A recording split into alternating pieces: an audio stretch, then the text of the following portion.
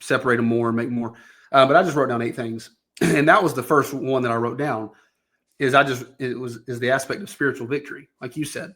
And so you have that reference that we just read, verse 21, Matthew 17:21. And then you also find it in Mark 9, verse 29.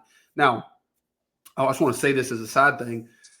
And I hate to, there's probably people that listen to our podcast that are not King James people. And you get tired of, I don't do this a lot. We don't do this a lot. We had a whole series on King James stuff, but we don't just talk about it all the time. But this is interesting to point out, again, that most of the modern versions in that text, they either do one of two things. In Matthew 17:21, they either removed all of verse 21. It's not even there.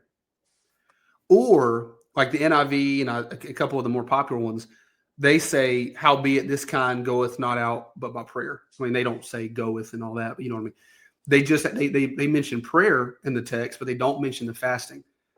And that's wild. There's something, I mean, I don't know. Again, you got to assess what your viewpoint of scripture is. And if you don't know, go listen to the King James stuff that we put out a long time ago. But that is interesting. We talk a lot about how certain verses are left out and certain phrases are changed. That's a big one because there's a big difference between praying and fasting.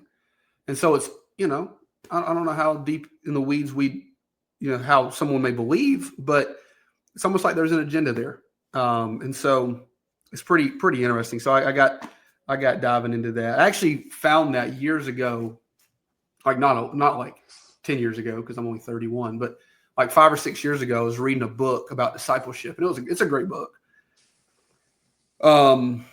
And the guy would quote, like most books, he'd quote scripture, but it'd be one of 15 versions he'd quote, just depending on how he felt in that moment of writing. Yeah, just best.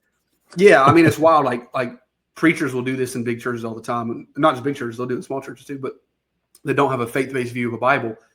They'll use different versions in one sermon. And so it's weird. But anyway, he was using a version that said that. It was howbeit this kind, or, this kind goes not out but by prayer.